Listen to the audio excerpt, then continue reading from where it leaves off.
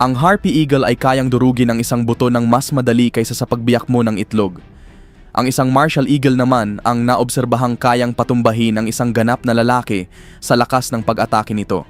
At sa kabundukan ng Ethiopia, may isang uri ng eagle na halos maliliit at mabalahibong mammal na nakatira sa mga batuhan lamang ang kinakain. Ngunit sa kabila ng kakaibang dieta nito, isa ito sa pinaka-specialized na mga ngaso sa buong mundo. Kaya alin nga ba sa mga ibong ito ang tunay na karapat-dapat sa titulong pinakamakapangyarihang eagle na nabubuhay sa kasalukuyan? Sa video na ito, susuriin natin ang 20 sa ilang kinikilalang uri ng eagle mula sa may pinakamahinang puwersa hanggang sa hindi mapapantayang heavyweight champion ng kalangitan. Iraranggo natin sila batay sa kanilang pisikal na lakas, kabilang ang lakas ng kapit ng kanilang mga kuko, husay sa pangangaso, laki ng kanilang nabibiktima, timbang ng katawan, at iba pang mahahalagang katangian, manatili hanggang sa huli dahil ang agilang mangunguna sa listahan ay hindi ang inaasahan ng karamihan. At ang dahilan kung bakit ito ang numero 1 ay maaaring talagang ikagulat mo. Pero bago tayo magsimula, kung bago ka pa lamang sa aming channel, mag-subscribe ka na para naman lagi kang updated sa mga ganitong uri ng video. Number 20, Greater Spotted Eagle. Sa ika-20 pwesto ay ang Greater Spotted Eagle. Matatagpuan ito sa ilang bahagi ng Europa at Asia. May haba itong 58 hanggang 71 centimeters at may wingspan na 1.5 hanggang 1.8 meters. Karaniwan nitong hinuhuli ang maliliit na mammal, ibon, amphibian at reptilya. Kapag kapos naman ang pagkain, hindi rin ito nag-aatubiling kumain ng mga patay na hayop. Isa rin itong migratory bird na umaasa sa mga wetland o basang tirahan para mabuhay. Bagamat isa itong mahusay na mandaragit, wala sa kasaysayan ng pangangaso nito ang maihahambing sa mga agilang kayang pabagsakin ang mga unggoy o maging mga antelope. Kaya naman nasa ibabang bahagi ito ng ating listahan. Number 19, Changeable Hawk Eagle. Sa ika-19 na pwesto naman ay ang Changeable Hawk Eagle. Nakuha nito ang pangalan dahil mayroon itong magaan at maitim na kulay ng balahibo. Matatagpuan ito sa Timog at Timog Silangang Asya. May haba itong 61 hanggang 76 centimeters at may wingspan na 1.4 hanggang 1.7 meters. Kilalang kilala ang agilang ito sa biglaang pag-atake. Mula sa mataas na sanga, mabilis itong sumisisid upang hulihin ang mga ibon, maliliit na mammal at reptilya. Bagamat hindi ito kabilang sa pinakamalalaking agila, napakabilis at napaka-agresibo nito sa pangangaso. Dahil dito, nalalamangan nito ang ilang mas malaking agila na hindi gaanong aktibo na nagpapatunay na hindi sapat ang laki lamang upang masukat ang tunay na kapangyarihan ng isang mandaragit. Number 18, Bonelli's Eagle. Sa ika-18 pwesto ay ang Bonelli's Eagle. Matatagpuan ito sa Timog Europa, Africa at ilang bahagi ng Asya. May haba itong 56 hanggang 71 centimeters, may wingspan na 1.4 hanggang 1.8 meters. At ang mga babae ay maaaring umabot sa 2.9 kilo ang timbang. Isa itong napakahusay na mangangaso ng mga mabilis lumipad na ibon tulad ng mga kalapati at partridge, pati na rin ng mga kuneho sa lupa. Ang paghuli ng isang kalapati habang ito ay lumilipad ay nangangailangan ng pambihirang bilis at koordinasyon, mga kakayahang taglay ng Bonelli's Eagle. Dahil dito, mas malakas ang ipinapakita nitong kakayahan kaysa sa inaasahan batay lamang sa laki ng katawan nito. Number 17, Black Eagle. Sa ika-17 pwesto ay ang Asian Black Eagle. Matatagpuan ito sa mga kagubatan at kabundukan ng Timog at Timog Silangang Asya. May haba itong 66 hanggang 76 centimeters at may wingspan na humigit kumulang 1.5 hanggang 1.7 meters. Kakaiba ang paraan ng pangangaso nito. Sa halip na humabol ng malalaking biktima, dalubhasa itong sumalakay sa mga pugad ng ibang ibon kung saan kinakain nito ang mga itlog at sisiw. Mas kailangan nito ng husay, tiyempo at eksaktong paglipad kaysa sa matinding lakas. Dahan-dahan itong lumilipad sa ibabaw ng kagubatan habang naghahanap ng pugad bago pa ito mapansin ng ibang hayop. Isa itong matalinong mangangaso, ngunit hindi ito umaasa sa hilaw na lakas. Number 16, Mountain Hawk Eagle. Sa ika-16 na pwesto ay ang Mountain Hawk Eagle, isang makapangyarihang mandaragit na naninirahan sa mga kabundukan ng Asya. May haba itong 69 hanggang 89 centimeters at may wingspan na 1.5 hanggang 2 meters. Hinuhuli ng Mountain Hawk Eagle ang mga ibon, mammal at reptile sa masukal at mabundok na kagubatan. Taglay nito ang matitibay na kalamnan at lakas na kailangan upang mabilis na mapabagsak ang biktima kahit sa masisikip na lugar. Isa ito sa pinakamalalakas na agilang naninirahan sa kagubatan. Kaya nitong sumisid ng napakabilis habang iniiwasan ang mga puno at sanga, isang kakayahang mahirap gawin ng karamihan sa mga mandaragit. Dahil dito, matagal na itong kinikilala ng mga lokal na mga ngaso sa ilang bahagi ng Asya bilang isa sa pinakamatitinding ibon sa kabundukan. Number 15, Spanish Imperial Eagle. Sa ika-15 pwesto ay ang Spanish Imperial Eagle, isang bihira at nanganganib ng uri ng agila na pangunahing matatagpuan sa Iberian Peninsula. May haba itong 71 hanggang 84 centimeters. May wingspan na 1.8 hanggang 2.1 meters at ang mga babaeng agila ay maaaring tumimbang ng hanggang 3.2 kilo. Karamihan sa pagkain nito ay mga kuneho, ngunit nangangaso rin ito ng mga ibon at reptilya. Kapag kinakailangan, kumakain din ito ng mga patay na hayop. Upang mabuhay, nangangailangan ang agilang ito ng napakalawak na teritoryo. Ang paraan nito ng pangangaso ay kombinasyon ng matiyagang paglipad sa himpapawid habang naghahanap ng biktima at biglaang napakabilis na pagsisid sa tamang pagkakataon. Number 14, Eastern Imperial Eagle. Sa ika-14 na pwesto ay ang Eastern Imperial Eagle. Matatagpuan ito sa silangang Europa at iba't ibang bahagi ng Asya. May haba itong 71 hanggang 84 centimeters at may wingspan na 1.8 hanggang 2.1 meters. Ang pangunahing pagkain nito ay mga maliliit na mammal tulad ng ground squirrel at liebre, ngunit nangangaso rin ito ng mga ibon. Kapag kulang ang mabubuhay na biktima, hindi rin ito nag-aatubiling kumain ng mga patay na hayop. Mas gusto ng Eastern Imperial Eagle ang mga malalawak na kapatagan at damuhan kung saan madali nitong natatanaw ang mga biktima mula sa malayo. Dahil sa bahagyang mas mabigat nitong pangangatawan, mayroon itong kaunting kalamangan sa hilaw na lakas kumpara sa malapit nitong kamag-anak na Spanish Imperial Eagle, kaya ito ang mas mataas ang pwesto sa ating listahan. Number 13, Pallas's Fish Eagle. Sa ika-13 pwesto ay ang Pallas's Fish Eagle, isang malaking uri ng agila na lalo nang nagiging bihira. Matatagpuan ito sa gitna at timog Asya. May haba itong 71 hanggang 84 centimeters at may wingspan na 1.8 hanggang 2.1 meters. Pangunahing hinuhuli nito ang mga isda sa malalaking ilog at lawa, ngunit kung kinakailangan ay nanghuhuli rin ito ng mga ibong pantubig o kaya'y kumakain ng mga patay na hayop. Mas malaki ang katawan nito kaysa sa karamihan ng mga agilang nangingisda at kailangan nito ang laki at lakas na iyon dahil ang ilan sa mga isdang hinuhuli nito ay napakalalaki rin. Number 12, Steppe Eagle. Sa ika-12 pwesto ay ang Steppe Eagle, isang agilang kilala sa napakahabang paglipat ng tirahan o migration. Matatagpuan ito sa gitnang Asya, silangang Europa at ilang bahagi ng Africa. May haba itong 61 hanggang 84 centimeters, may wingspan na 1.7 hanggang 2.1 meters, at ang mga babaeng agila ay maaaring tumimbang ng hanggang 5 kilo. Karaniwan nitong hinuhuli ang mga ground squirrel at iba pang maliliit na mammal. Ngunit habang nasa migration, halos anumang makakain ay pinapatulan nito, kabilang na ang mga patay na hayop. Ang mabigat nitong katawan ay nagbibigay ng napakalakas na puwersa sa bawat pagsisid, kahit na maliliit lamang ang karaniwang biktima nito. Isa pang kahangahangang katangian ng Steppe Eagle ay ang sabay-sabay nilang paglalakbay. Sa panahon ng migrasyon, maaring daan-daang agila ang magsama-sama na umaasa sa iisang daloy ng hangin upang makatawid sa napakalawak na bahagi ng mga kontinente. Number 11, African Fish Eagle. Sa ika-11 pwesto ay ang African Fish Eagle.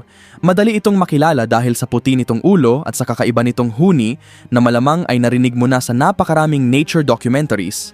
Matatagpuan ito sa Sub-Saharan Africa. May haba itong 61 hanggang 76 centimeters, may wingspan na 1.8 hanggang 2.4 meters at ang mga babaeng agila ay maaaring tumimbang ng hanggang 3.6 kilo.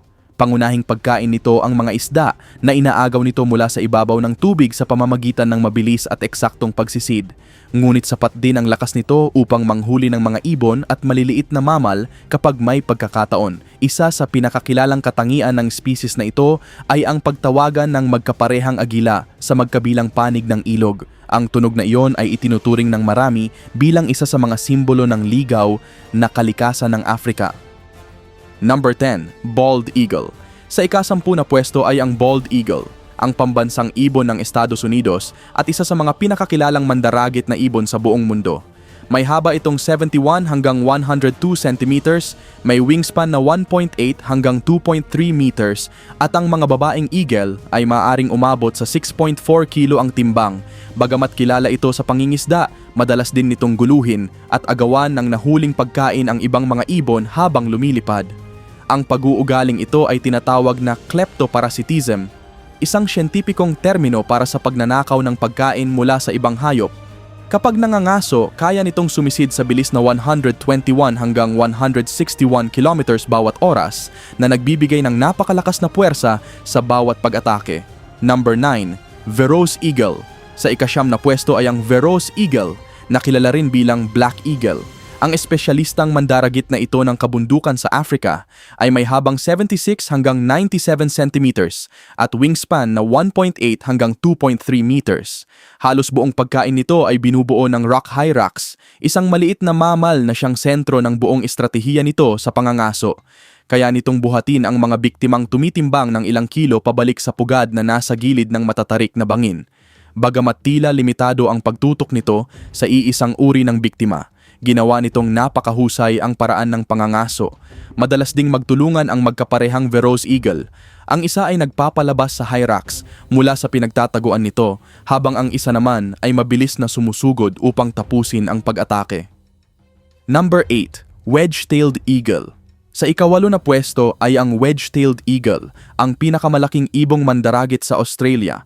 May haba itong 81 hanggang 107 centimeters at taglay ang isa sa pinakamalapad na wingspan sa lahat ng nabubuhay na agila, na maaaring umabot sa 2.8 meters sa pinakamalalaking babaeng individual. Maaari rin itong tumimbang ng hanggang 5.4 kilo, dahilan upang maging isa ito sa pinakamalaki at pinakamakapangyarihang agila sa mundo. Pangunahing hinuhuli ng wedge-tailed eagle ang mga kuneho, maliliit na mamal at mga ibon.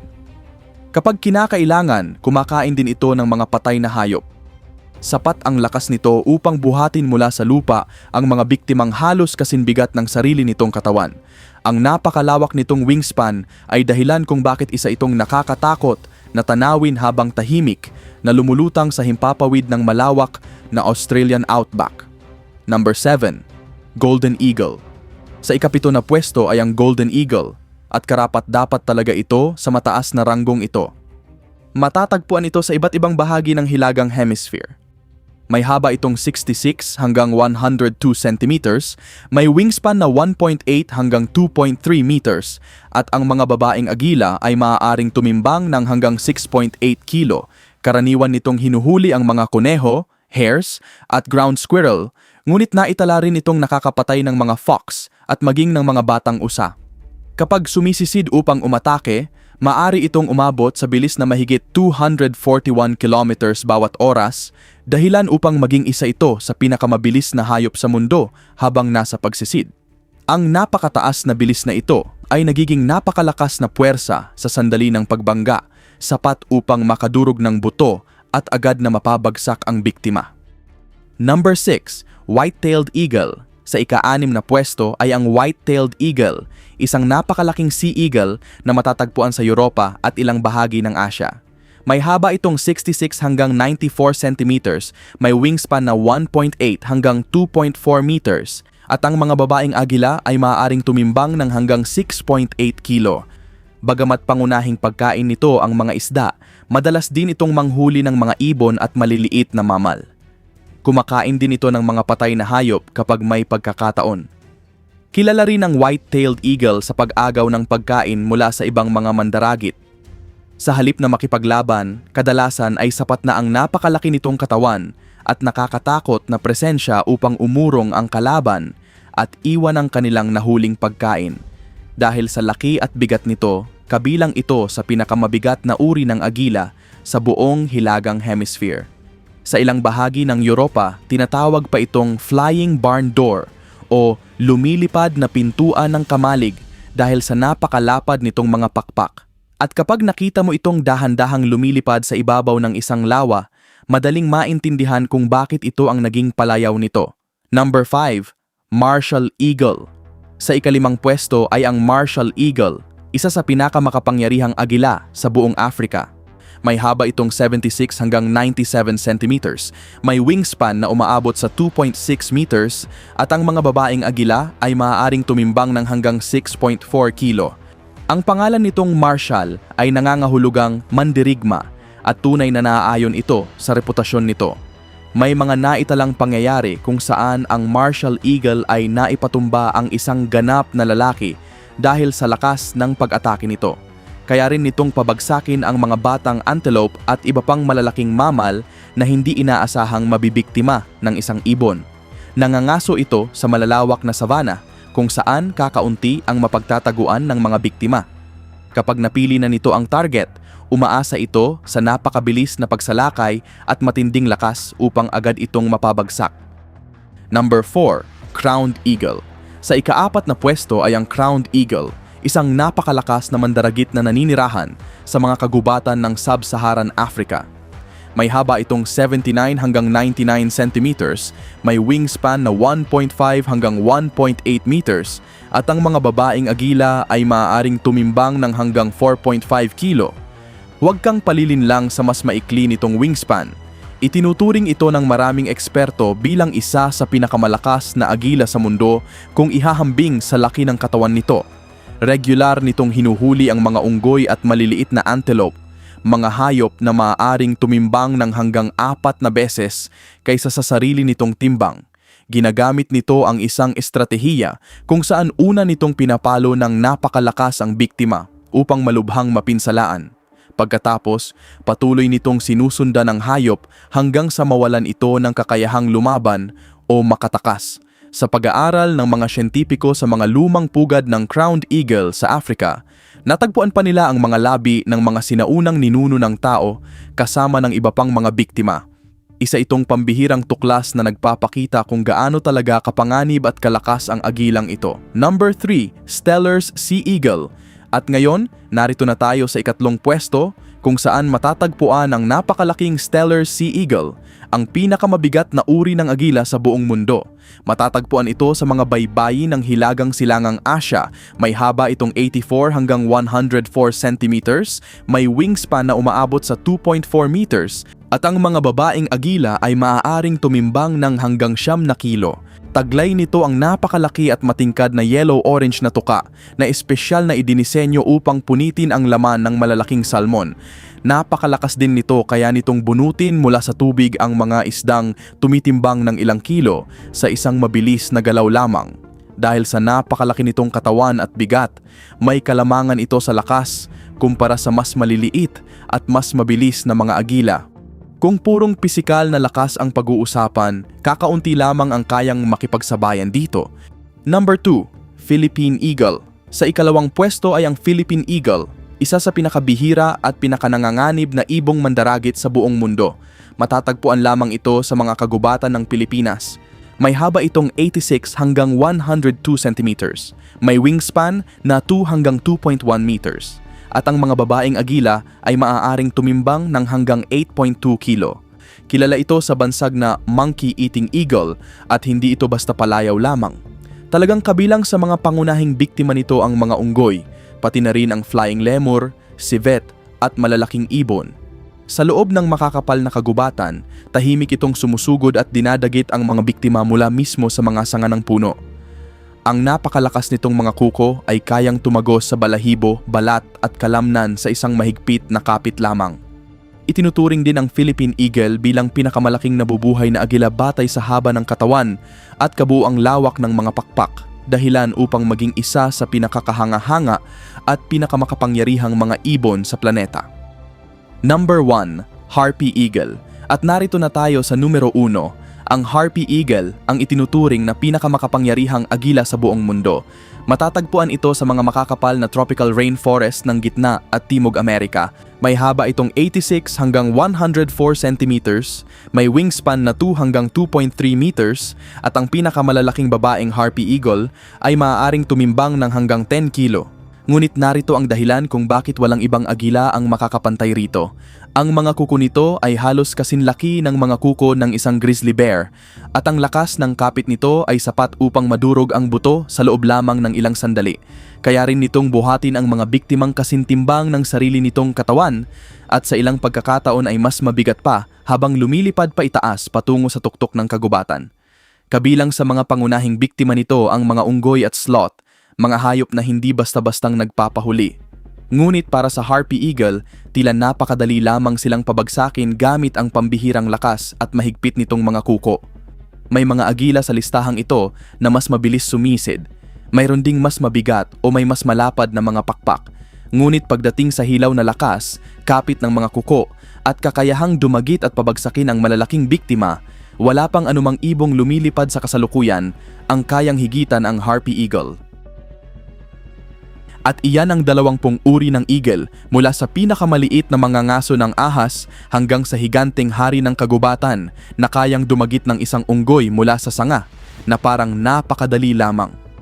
Kung mas mababa sa inaasahan mo ang naging pwesto ng paborito mong agila, hindi ibig sabihin noon na mahina ito.